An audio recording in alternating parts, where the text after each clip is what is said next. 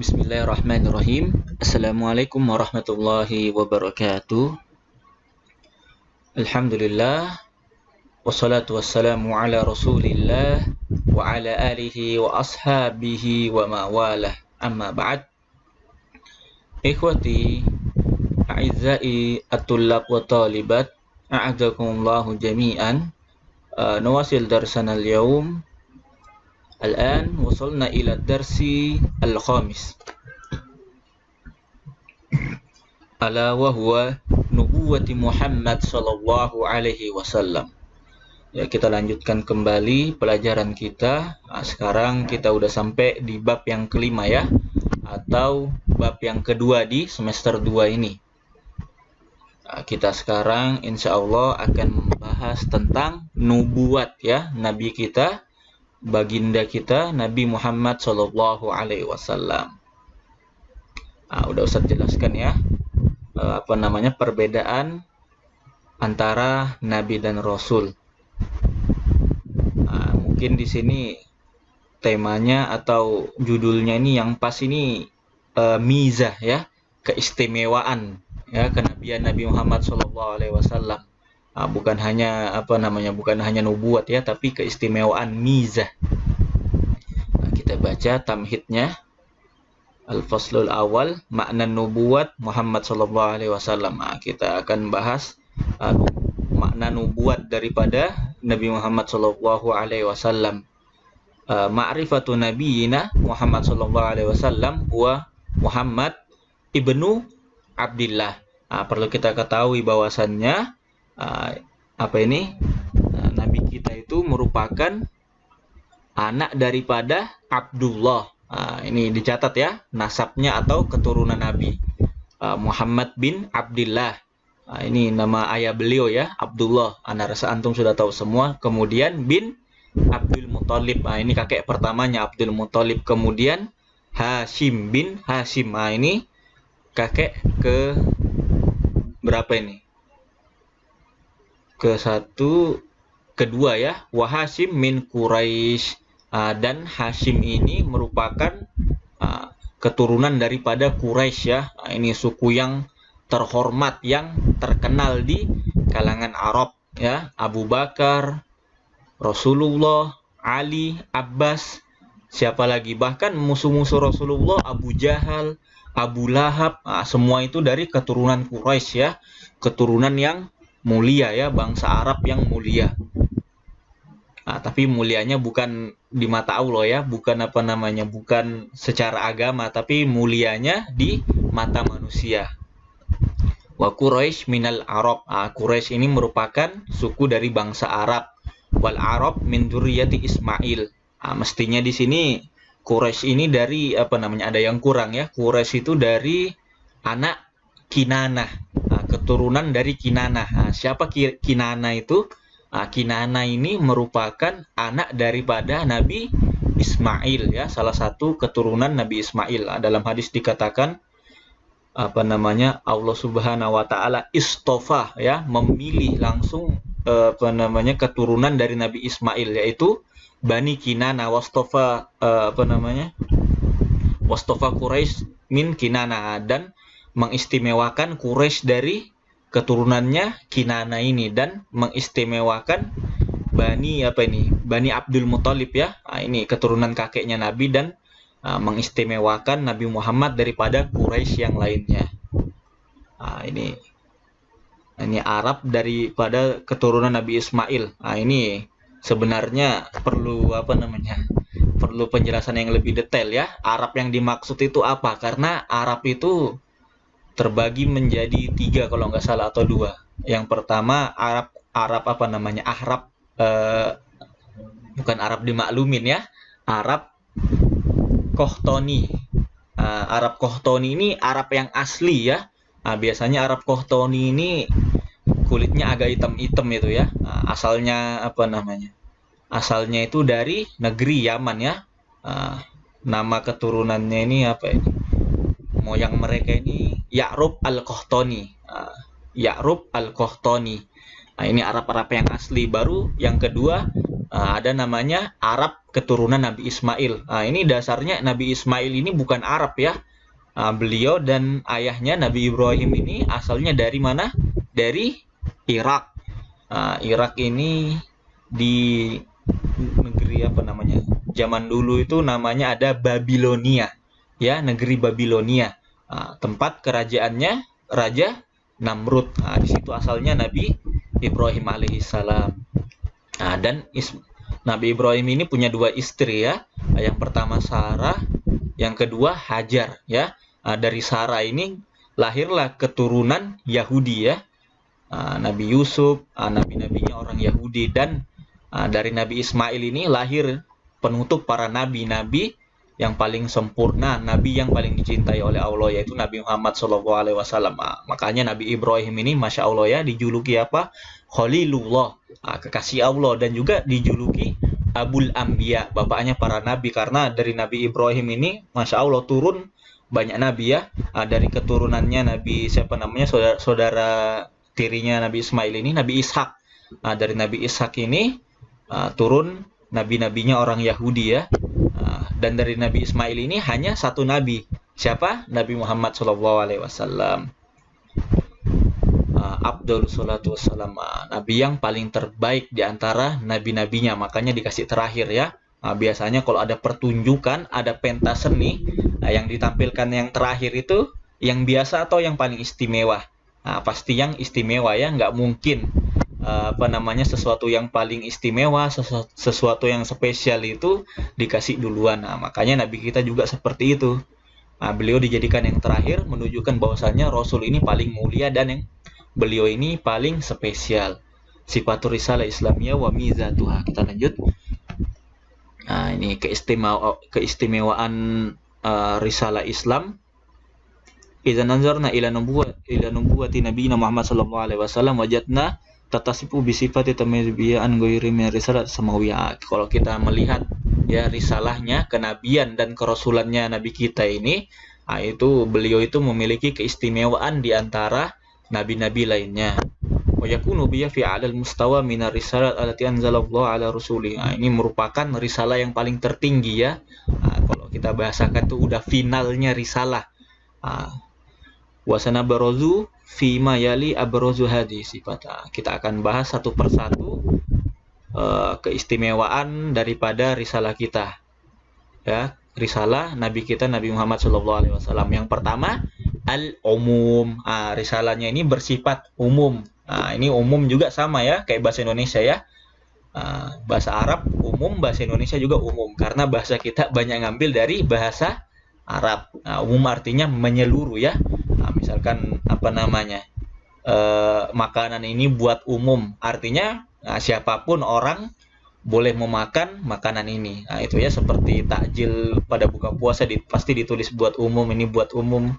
Kalau ditulis bukan buat umum berarti bukan untuk semua orang ya. Adapun nabi kita ini risalahnya itu bersifat umum, artinya seluruh dakwanya itu mencakup seluruh manusia yang ada di bumi ini ya. Baik yang hitam, yang putih, yang pesek, yang pirang, yang rambutnya hitam, yang pendek, yang tinggi, semuanya wajib beriman kepada nabi kita Nabi Muhammad Shallallahu Alaihi Wasallam. Dari Sabang sampai Merauke, dari dari Maroko sampai mana ya? Anda tahu, satu ujung dunia lagi. Pokoknya semuanya manusia yang hidup ya. Dari zaman Nabi sampai sekarang ini wajib untuk beriman kepada Rasul ya. Kita baca ya. Idza nazurna ilal ayat allati tatahaddas an risalah Rasul wajadna anna hadhihi risalat maqsuratun ala umma allati arsala fiha Rasul. Kalau kita lihat ya, dakwah para nabi di dalam ayat-ayat itu, mereka para nabi-nabi selain nabi kita ini, itu dakwanya, kerasulannya itu hanya terbatas kepada kaum mereka saja. Kita lihat siapa? Nabi Musa. Dakwanya itu hanya untuk Bani Israel saja ya.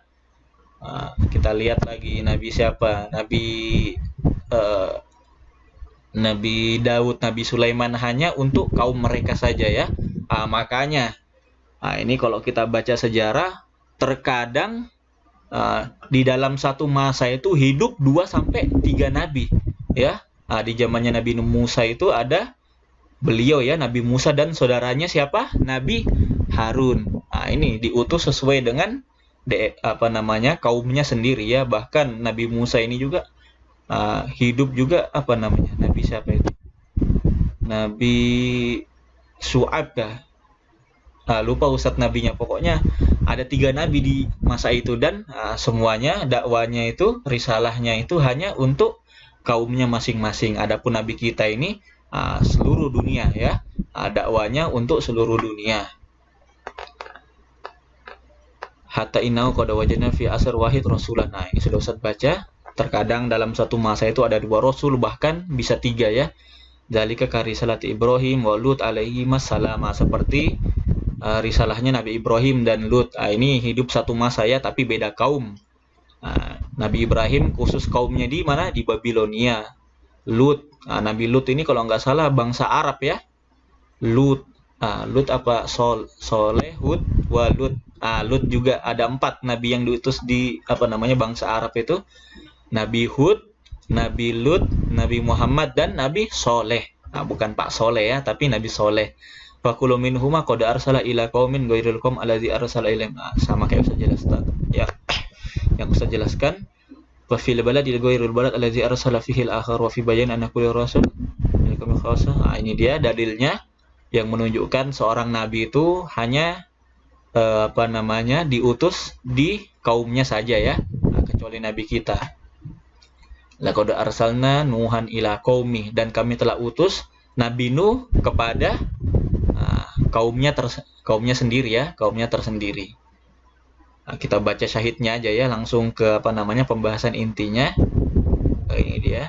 Wa idz qala Musa liqaumihi. Ini ketika Musa berkata kepada kaumnya. Jadi dakwanya atau risalahnya, kenabiannya beliau ini hanya ditunjukkan kepada kaumnya saja.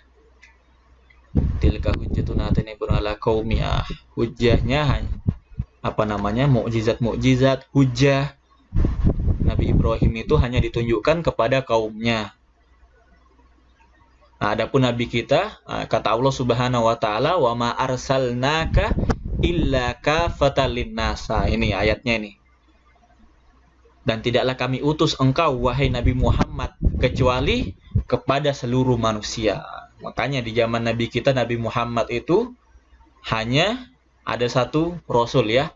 Ada yang bilang Nabi Khidir masih hidup di zaman Nabi, itu tidak benar ya. Itu khurafat. Hanya hanya dongeng, cerita tidak berdasar ya. Tidak ada hadis yang mengatakan seperti itu. Ini aswaduhum abayaduhum, ini sama yang Ustaz jelaskan tadi. Nabi itu diutus kepada orang hitam, orang putih, orang Pesek, orang Arab, orang Asia, orang Afrika, Amerika, semuanya ya wajib beriman kepada Rasul. Ini dia qad qala Rasulullah SAW fil hadis as-sahih. Nabi kita pernah berkata di dalam hadis yang sahih ya.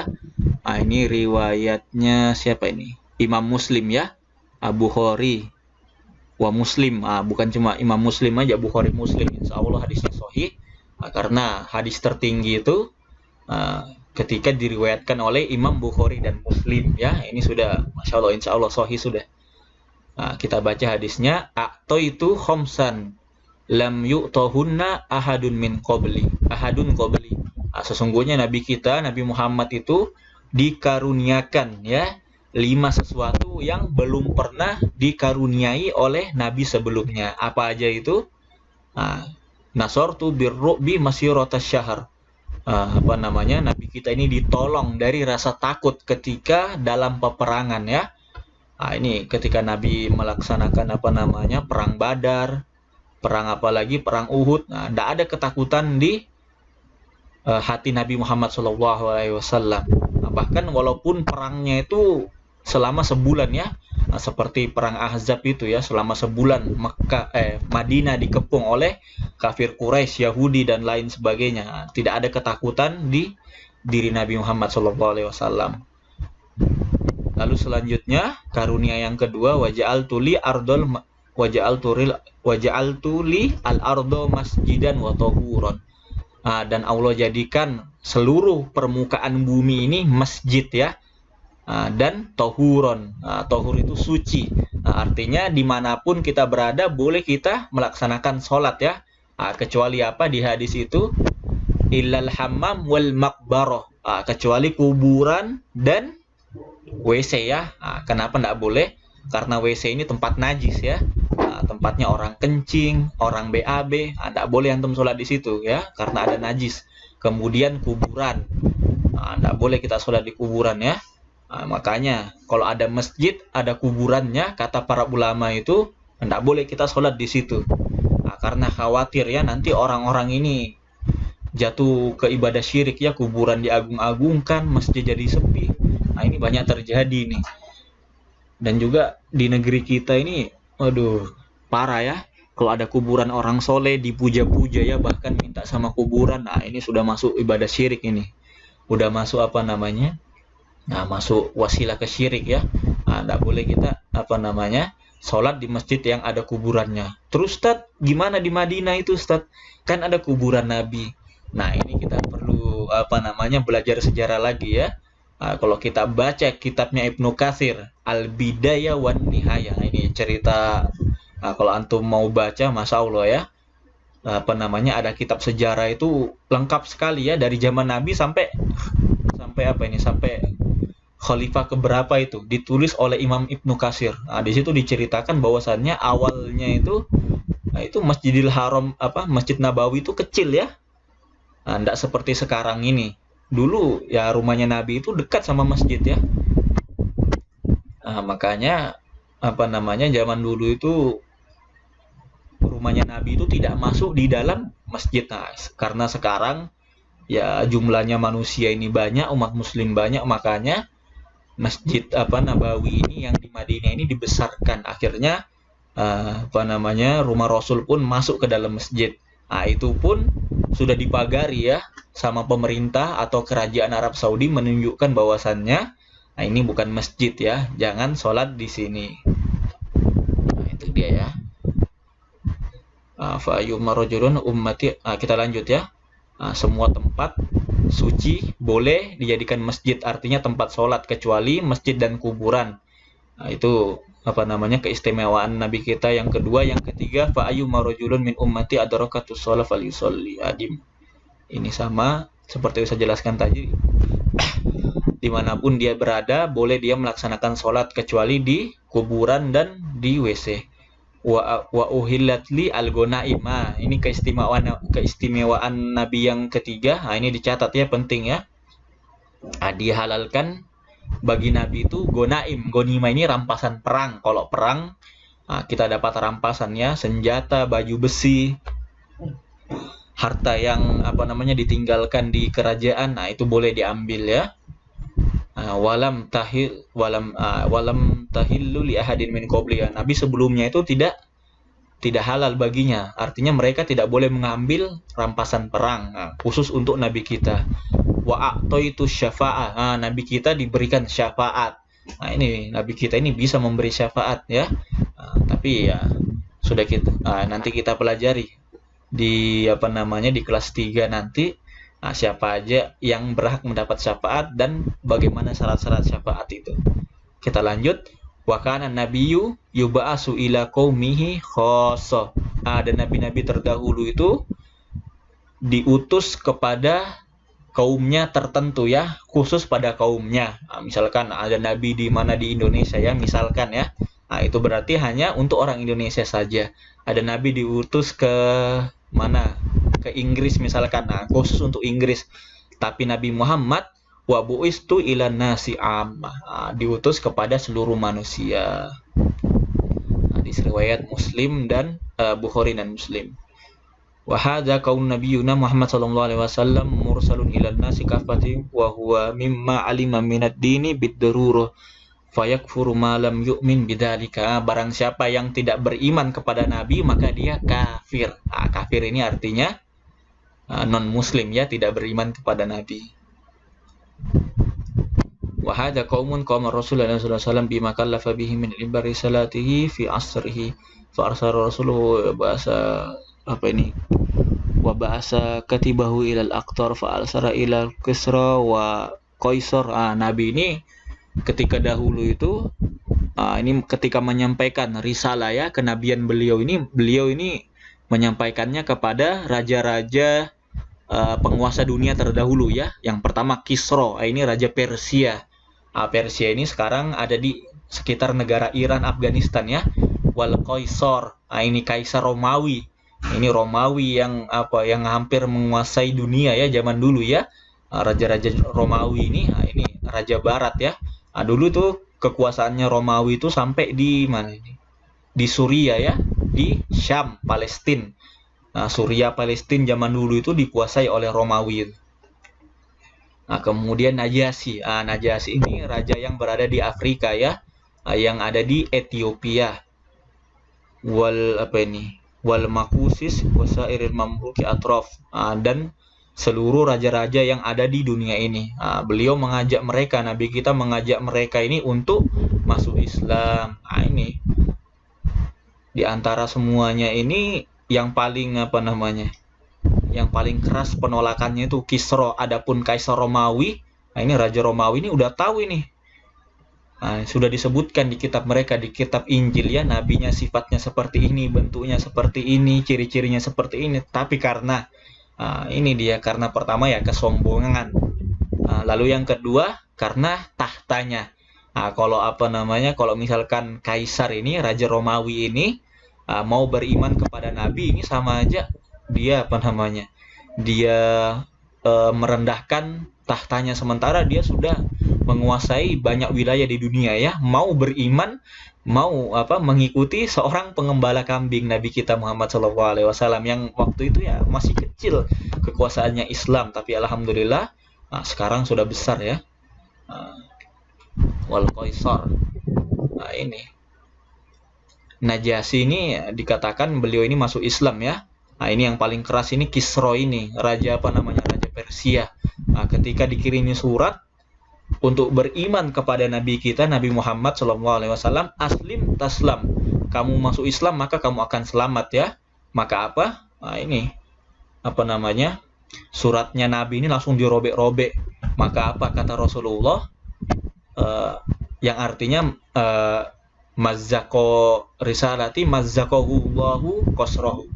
Bima makna ketika Raja Persia ini merobek surat Nabi katakan kerajaannya akan dirobek-robek oleh Allah atau dihancurkan oleh Allah sebagaimana suratnya dihancurkan, sebagaimana suratnya Nabi dihancurkan. Akhirnya terbukti ya, hancur Persia, sampai sekarang tidak ada sama sekali bekasnya.